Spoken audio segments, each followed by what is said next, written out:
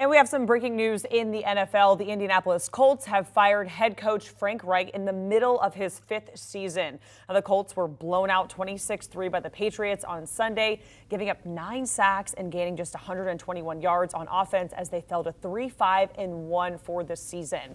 This is the second head coach firing of the season after Matt Rule was let go by the Panthers last month. And here to talk more about this, we do want to bring in Pete Prisco. So, Pete, give us your initial reactions. Obviously, the Colts not good, 3-5-1. When you're hearing this, was it something you were expecting? I wasn't expecting it during the middle of the season, but if you go back and look at the history of the Colts, they've done this before. I mean, they've had 4 interim coaches, and one of them was Bruce Arians. That was a different situation because he took over for Chuck Pagano when he was sick. But 3 other times they fired their coach and had guys who filled in, and they didn't do very well, by the way. They were a combined 8-36 as interim coaches. So if they think this is going to turn around the season, they're nuts. What this does, it gives them a head start on the process. Gives them a chance to start, looking at the candidates and try and figure out who might be the best fit for the Colts. But here's the problem. This is a firing because you don't solve your quarterback position. Andrew Luck's retirement happened. That devastated the franchise. But since then, they've tried to piece it together by getting veteran quarterbacks to come in there, making moves to get guys like Carson Wentz, and it hasn't worked out. And the bottom line is Frank Reich was fired because he doesn't have a quarterback. And Pete, you kind of touched on it a little bit, saying that this is, preparing them for next season. But can you just kind of dive in exactly what are you expecting from Indy moving forward, especially for next year? Because you said, this year it's kind of too late, obviously. Yeah, and really, when you look at it, this regime had gotten a little bit of a free pass. I mean, everybody raved about them and the great job that they'd done. They hadn't won anything. And so it wasn't a surprise that Jimmy Irsay's making a change. I mean, he's frustrated. He's the one that mandated the change at quarterback to go to Sam Ehlinger, and it didn't work out for him. He's not playing very well either. If you don't have that franchise guy, you're looking all over to try and solve it. They're a run-based offense because their best player has been Jonathan Taylor, and he's been hurt this year. Their best unit has been their offensive line, and they've been dreadful this year. And so you look at it, you put it on the quarterback and ask him to go make plays, and they couldn't. Not Matt Ryan, not Sam Ehlinger. So it all boils down to the quarterback position. And going forward, until they fix it with a legitimate franchise quarterback, you're going to have problems like this. In 3 years, you might be firing another guy if you don't fix it. All right, we do want to bring in our NFL insider, Jonathan Jones, to join in on the conversation. So, JJ, when you're hearing this news, are you shocked? Are you surprised? What were your initial reactions? Yeah, not at all surprised by this. We wrote last week about how this was going to be a move that we all anticipated eventually if the Colts continued to lose. This was a difficult position that Frank Reich was in with the quarterback situation, as Pete has been alluding to. You have Matt Ryan, who wasn't playing well. He was benched. They had evaluated Sam Ehlinger as the quarterback, maybe not of the future, but a guy that they really believed in. And then after one game, not being able to get it done, and then really against the New England Patriots, a team that has absolutely been the Indianapolis Colts bugaboo going back to the Peyton Manning days, even though they got a couple against the Patriots, that they were completely ineffective on offense this past Sunday against them when the Patriots were up 13-0 and there was really no chance that the Indianapolis Colts were going to be able to score 2 touchdowns. It became very clear that this offense was stalling. And so now we have, last week, Marcus Brady, the offensive coordinator, who did not call plays. Now you have Frank Reich being fired.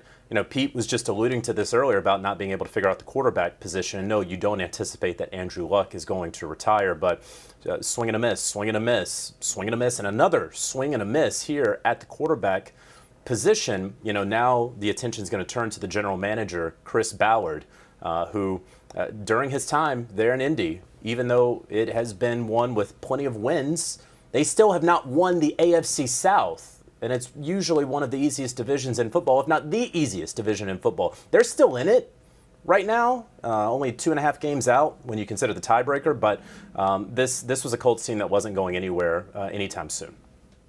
And obviously, you guys, we have a big QB draft that's coming up. C.J. Stroud, Bryce Young. Do you think they go all in to get one of these types of guys for next season? JJ, we'll start with you. I think they certainly can. I think that they could, by virtue of where they're probably going to be drafting, sure. I mean, they've tried a number of things at that quarterback position. They've tried the veteran market, right? They traded for Jacoby Brissett. They tried to get Phillip Rivers, and he probably retired a year too early, and then they go out and they get Matt Ryan. And their evaluation of Matt Ryan was one that I think has been proven was a poor one, that they didn't understand the deficiencies that he had that were being hidden by Arthur Smith and his system. And so now that Ellinger hasn't worked out so far, you're going to need some fresh blood in there. So, if you have a high enough draft pick, it's hard to imagine that they would not try to eye one of those top quarterbacks here in the draft. But you also, how many resources are you going to continue to devote, at least in the free agent market? The draft would be the first avenue I would expect. Yeah, you have to draft a guy and develop him. And when you look at the Colts, they've tried, like JJ said, they tried all these veteran quarterbacks. It just hasn't worked. It's you have to draft your quarterback and develop him for the future.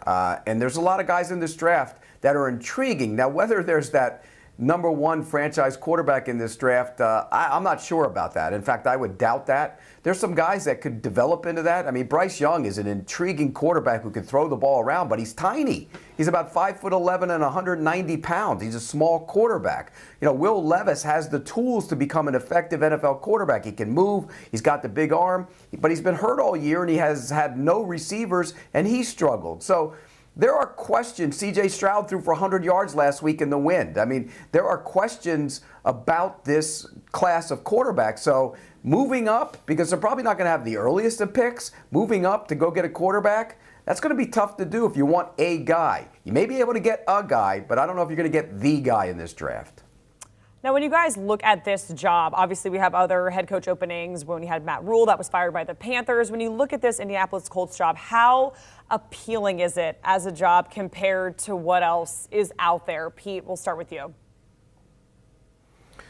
Well, again, if you don't have a quarterback, it's a tough job to take over and fix. And for example, if something happened to Staley with the Chargers, that would be a great job to take over because you'd have Justin Herbert. You have the guy already there in the building ready to build the offense around. Whereas if you look at the Colts, you're going to have to try and piece it together and hope you hit on a quarterback. So it's not as attractive as a job you would think. JJ mentioned the division's not very good right now, and will it be in the coming years? Who knows? But it is, from that standpoint, it can be attractive. But again, it all goes back to that position. If it's not fixed, it doesn't matter what you have around them. You're not going to win consistently in this league. Yeah, there's no question about that. They do have to figure out the quarterback position, and so they will have resources. They always have the cap space that they never use, and then they are going to have a draft pick, and they're going to have a collection of picks that they will be able to move up and manipulate their position in the draft. Maybe not to one or two necessarily, but they can do it. When you look at personnel, last year they had 7 Pro Bowlers. That was part of the reason that Jim Irsay wanted Carson Wentz out of there, because at those final 2 games of the season, they had the talent to be in the playoffs and then didn't get to the playoffs and sort of scapegoated the quarterback who, in my opinion, played better than a lot of people expected in the 2021 season, minus those final 2 games, and you can't fall on your face that way. So you have a good personnel group minus the quarterback, but you have the capital, you have resources to go out there and get the quarterback. Who's going to be the general manager? Will it be Chris Ballard? Will he be able to, hire another head coach? I think, he's certainly on the hot seat. I'm not breaking any news and saying that. Right after the head coach is fired. You talk about it with a division, a winnable division, the AFC South. Now, I think the Titans are on their way to winning it for a 3rd consecutive year, but they're in a quarterback transition of their own. And then finally, ownership. You have Jim Irsay, who, it was not that long ago. In fact, I think it was 8 days ago that he was talking to some other NFL insiders saying that he wasn't even considering firing the head coach or making any moves. And then 2 games later, he has made the move. So, he's also sort of talking off the cuff here about Dan Snyder when the NFL does not want him to do that. And we know that he acts impetuously, might be one of the words for that. And so how do you deal with that necessarily if you are the next head coach? So, like any team, any job opening in the NFL, there are pros and cons that would have to be weighed. The Panthers job is open. The Indianapolis Colts job is now open. And of course, we're going to see 3, 4, 5 more open up, unfortunately, as this season goes along. All right, guys, we only have 1 minute left, but one final question for you. We've had 2 head coach firings. It's November 7th. You know, the Matt Rule, Frank Reich now. Does this set some sort of precedent in the NFL? JJ, we'll start with you. I don't think so. You know, usually we're going to get some mid-season firings. We're going to have some hot seats and some warm seats. I don't think if you had told us, you know, a month ago that these 2 coaches would ultimately be fired the way the season would go, I would not at all have been surprised. Yeah, I think when you look at it, these aren't done with the idea of fixing your season. They're done with the idea of getting on to see who the next guy will be and start the process. Because there's sometimes, and most of the time, there's no fixing these kind of teams. All right, that is JJ and Pete Prisco. Thank you so much, you guys. And if you're just joining us here on CBS Sports HQ, we are following some breaking news out of the NFL where the Indianapolis Colts have fired head coach Frank Reich in the middle of his 5th season. The Colts, if you remember, they were blown out 26-3 by the Patriots on Sunday. Here's a look at the Colts under Frank Reich in his total of 5 seasons. Make sure you're staying with us here on CBS Sports HQ. We'll continue to update you on any new developments that we find out. Do you want a sports network that delivers everything that matters about the game? The highlights, the picks, the instant analysis, no yelling, no fake debates, no politics. Hit the subscribe button and never miss a moment.